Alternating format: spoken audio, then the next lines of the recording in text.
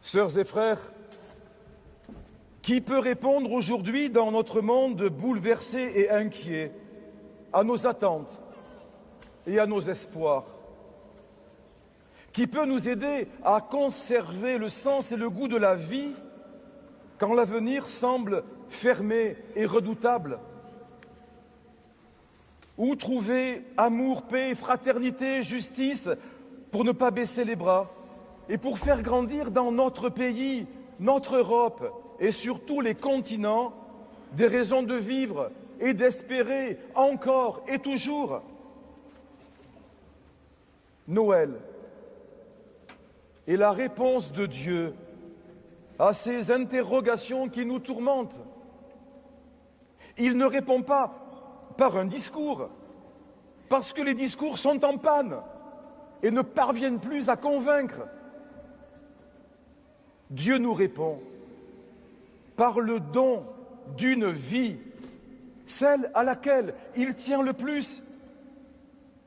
Cette vie qu'il nous offre par pur amour, c'est Jésus, son enfant. Un sauveur vous est né, un fils vous a été donné. Oui, sœurs et frères, en ce jour de Noël, Dieu touche nos cœurs en nous donnant Jésus, la vie de sa vie. Le Verbe fait chair, son trésor le plus précieux. En Jésus, il s'est fait Dieu avec nous dans la fragilité et la vulnérabilité d'un tout petit enfant. Il est venu nous rejoindre, partager nos faiblesses et nos blessures, les porter et les prendre sur lui.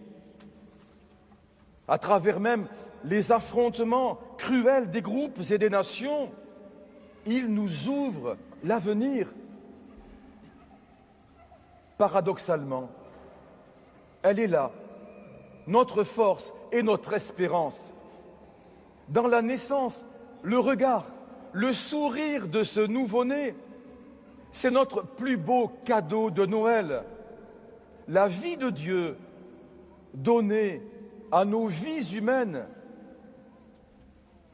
Marie et Joseph ont tenu cette vie dans leurs bras, serrée contre le cœur, comme vous le faites avec vos enfants. Avec Jésus, Dieu vient partager nos souffrances, nos craintes, nos doutes, notre désespérance, mais aussi nos espoirs, notre bonheur et notre courage.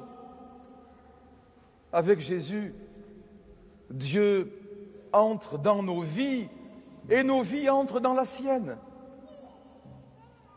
C'est ainsi que Jésus sera sensible à la condition de tous pour la transformer. Face à tous les malades et souffrants qu'il rencontre, il soulage et guérit. Avec les pécheurs et les possédés, il pardonne et il libère. Il conteste les étroitesses religieuses et invite chacun à écouter Dieu dans son cœur, fidèle à sa parole. Face aux puissants, Jésus demeure libre. Il est l'origine permanente du nouveau monde qu'il inaugure autour de lui, par-delà toute frontière.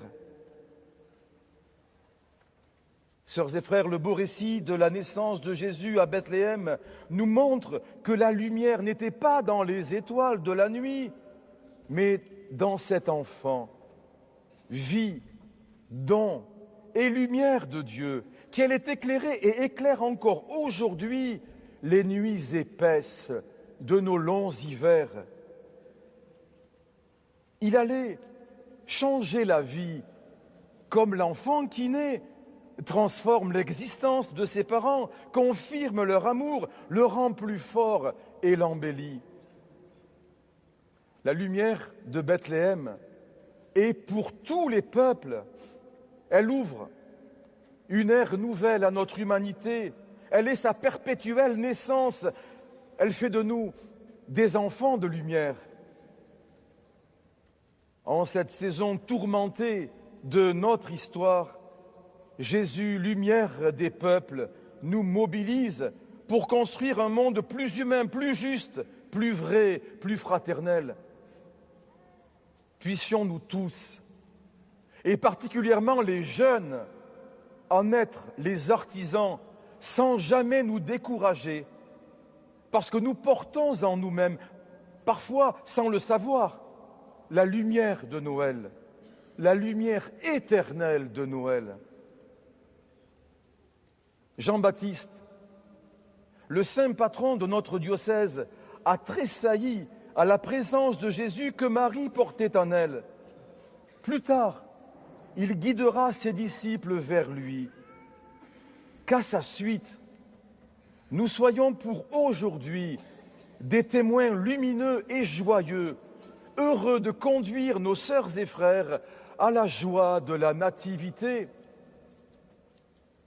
Merci à toute l'équipe du Jour du Seigneur de rendre présent sur nos écrans de télévision depuis 70 ans la douceur entraînante de Jésus et sa lumière, qui est le véritable horizon de notre humanité. Amen.